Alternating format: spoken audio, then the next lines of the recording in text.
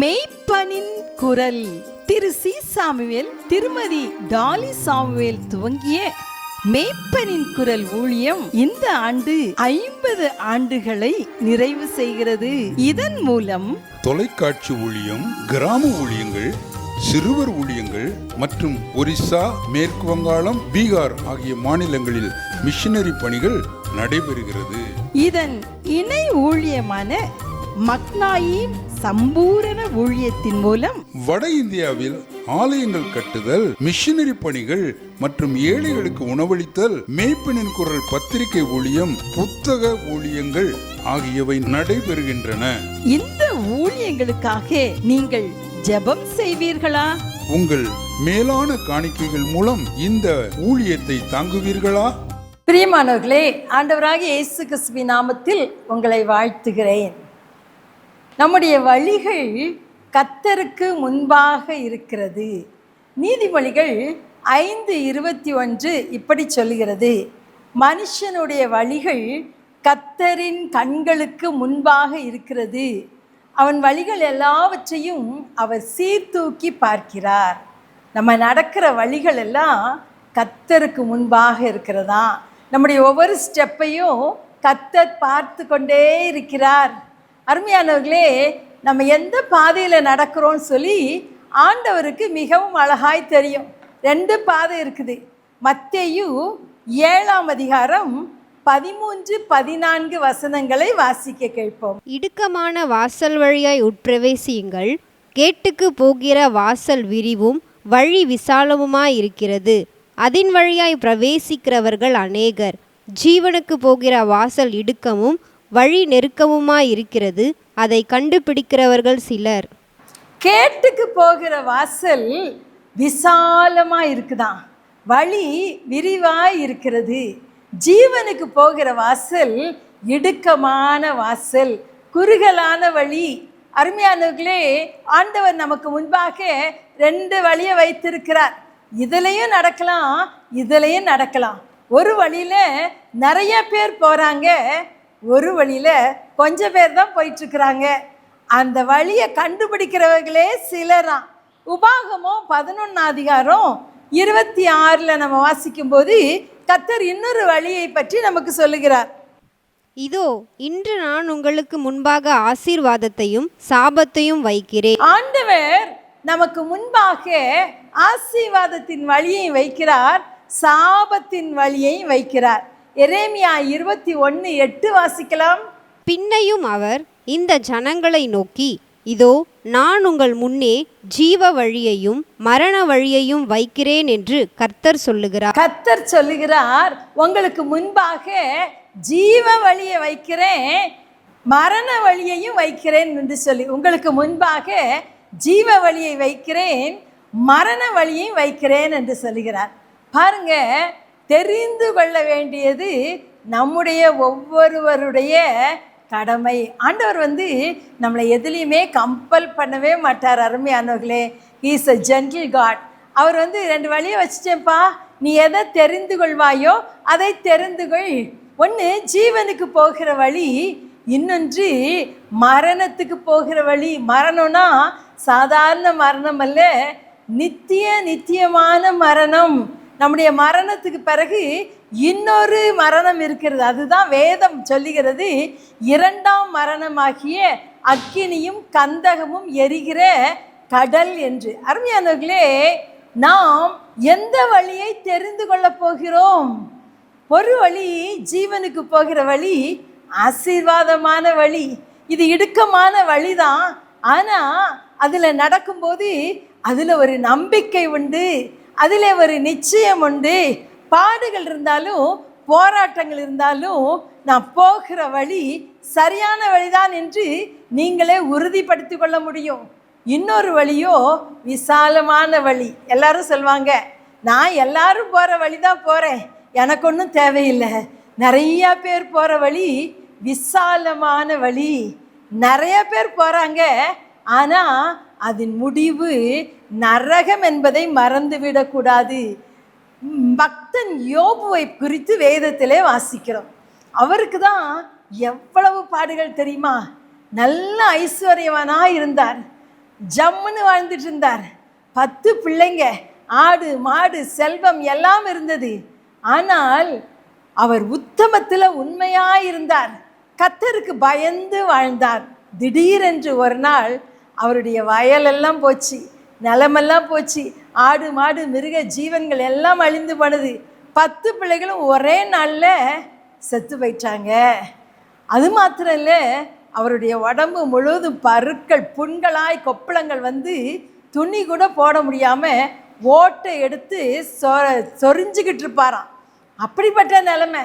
அவருடைய மனைவி கூட சொன்னாங்க, இன்னும் ஏன் உயிரோடு இருக்கிறீங்க, தேவனை தூஷித்துட்டு ஜீவனை விடுங்கன்னு சொன்னாங்க. ஆனால் பாருங்க, யோபு சொன்னார், நான் போகும் வழியை அவர் அறிவார். நான் போகும் வழியை அவர் அறிவார். நான் போகிற பாதை ஆண்டவருக்கு தெரியும். நான் அவருக்கு தெரியாமல் நான் ஒரு காரியமும் இங்கே நடக்காது. நான் போகிற வழியை அவர் அறிவார் என்று சொன்னார். அருமையானவர்களே, நீதிமொழிகள் 14:12 வாசிக்கிறோம், மனுஷனுக்கு செம்மையாய் தோன்றுகிற வழிகள் உண்டு, அதன் முடிவோ மரண வழிகள். இது ரொம்ப நல்ல பாதையாக தான் நமக்கு தெரியும் இல்லை, ஆனால் முடிவு மரண வழி. எனக்கு தெரியும் ஒரு சகோதரர் இங்கேருந்து நல்ல வேலை சம்பாதிச்சுக்கிட்டு இருந்தார். ஆனால் நான் ஃபாரின் போனால் நிறைய சம்பாதிக்கலாம், பெரிய ஆளாக மாறலான்னு சொல்லிட்டு என்ன செய்தார் தெரியுமா, நல்ல வேலையை விட்டுட்டு அங்கே நிறைய பல மடங்கு சம்பளம் வருதுன்னு சொல்லி வெளிநாட்டுக்கு போனார். ஆனால் போய் கொஞ்ச நாட்கள் தான் அங்கே வாழ முடிந்தது. திடீரென்று ஒரு வியாதி வந்தது, மரித்து போனார்.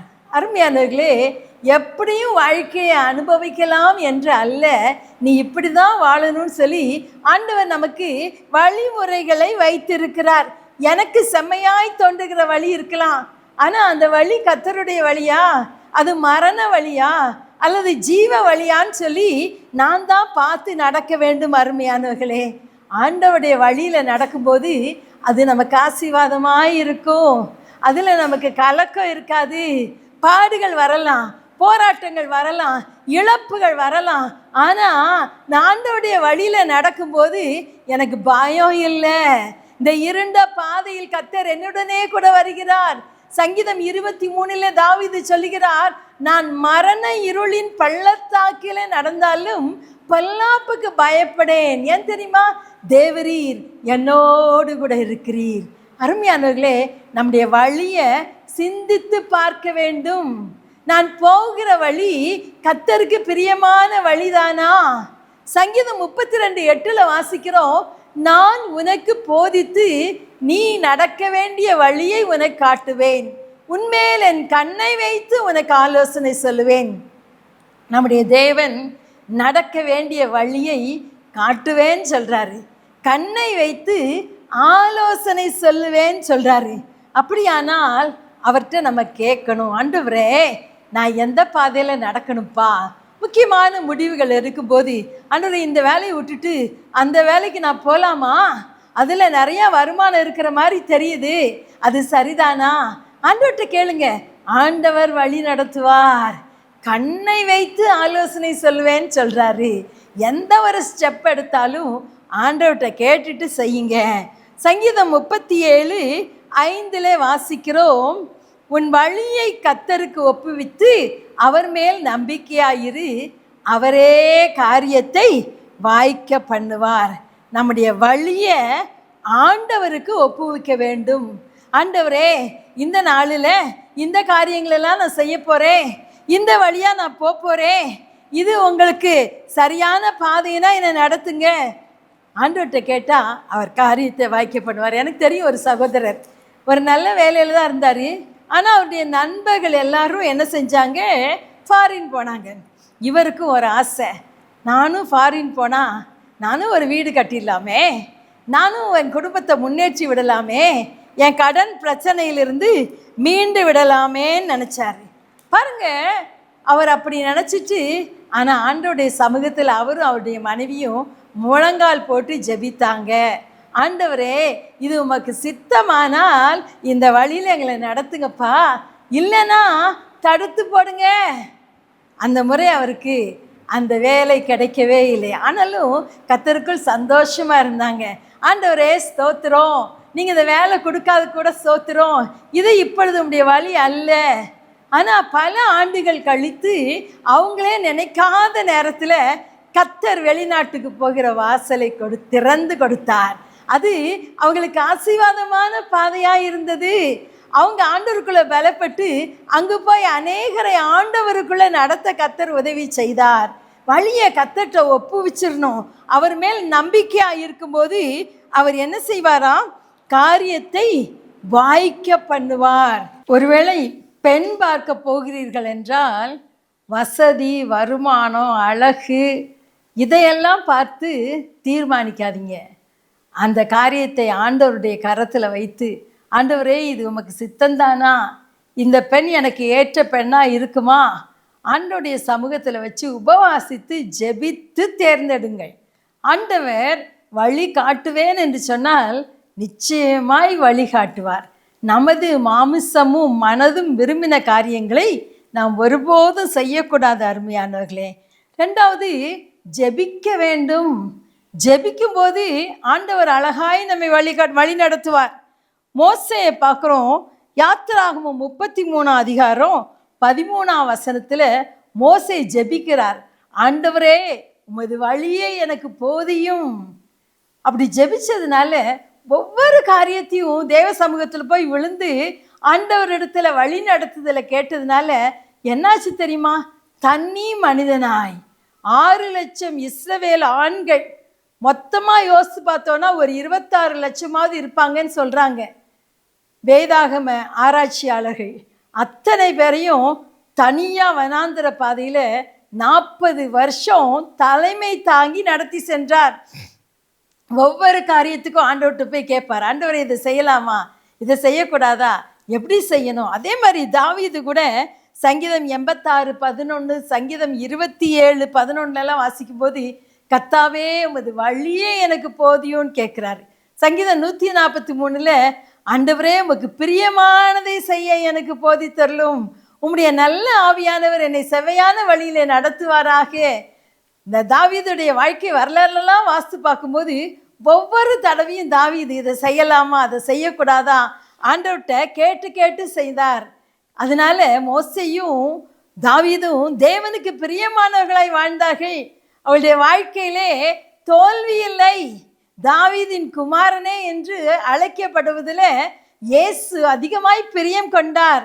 அது மாத்திரமல்ல அருமையானவர்களே, சங்கீதம் 34:34 வாசிக்கும்போது, நீ கர்த்தருக்கு காத்திருந்து அவர் வழிகளை கைக்கொள், அப்பொழுது பூமியை சுதந்திரித்துக் கொள்வதற்கு அவர் உன்னை உயர்த்துவார். கர்த்தருக்கு காத்திருங்க, அவர் வழியில நடங்க, அப்போ நிச்சயமாய் மேன்மை உண்டு. இந்த கர்த்தருடைய வழியில நடக்கும்போது ஆண்டவர் நாம் பரிசுத்தமாய் வாழ கிருபை செய்வார். பரிசுத்தம் இல்லாம பரலோகத்துக்கு போக முடியாது.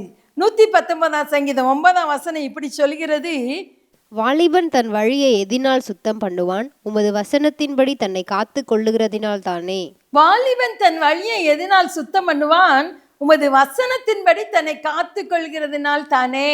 அப்போ வசனத்தின்படி நம்முடைய வழியை காத்து கொண்டால் பரிசுத்தமாய் வாழலாம், நம்முடைய வழியை காத்து கொள்ளலாம், ஆண்டவருக்காக நடக்கலாம். ஆண்டவர் சோதோம் குமாரா பட்டணத்தை அழிக்கிறதுக்கு முன்னால ஆண்டவர் ஆபிரகாம்கிட்ட போய் சொன்னாராம், நான் செய்ய போவதை ஆபிரகாமுக்கு மறைப்பேனோ. ஏன் தெரியுமா? கர்த்தருடைய வழிகளை காத்து நடவுங்கள் என்று அவன் பிள்ளைகளுக்கும் வீட்டாருக்கும் கட்டளையிடுவான் என்பதை அறிந்திருக்கிறேன். பாருங்க, ஆண்டவருக்கு ஆபிரகாம் மேலே எவ்வளோ நம்பிக்கை. அவன் சொல்லுவான், நான் போய் ஆபிரகாம்கிட்ட சொன்னேன்னா அதை பிள்ளைகளுக்கு சொல்லுவான், கர்த்தருடைய வழியில் நடங்கன்னு சொல்லுவாங்கிற ஒரு நம்பிக்கை இருந்தது. அருமையானவர்களே, உங்கள் வழியை கர்த்தருக்கு ஒப்பு கொடுப்பீர்களா? கண்களை மூடி ஜெபிக்கலாமா? எங்களை நேசிக்கிற எங்கள் அன்பின் தகப்பனே, எங்களுக்கு முன்பாக 2 வழிகளை வைத்திருக்கிறீரப்பா. நாங்கள் இடுக்கமான வழியானாலும் உம்முடைய வழியை நாங்கள் தெரிந்து கொள்ள உதவி செய்வீராக. இந்த செய்தியை கேட்டுக்கொண்டிருக்கிற ஒவ்வொரு சகோதரனுக்காக, சகோதரிக்காக ஜெபிக்கிறோம் ஆண்டவரே.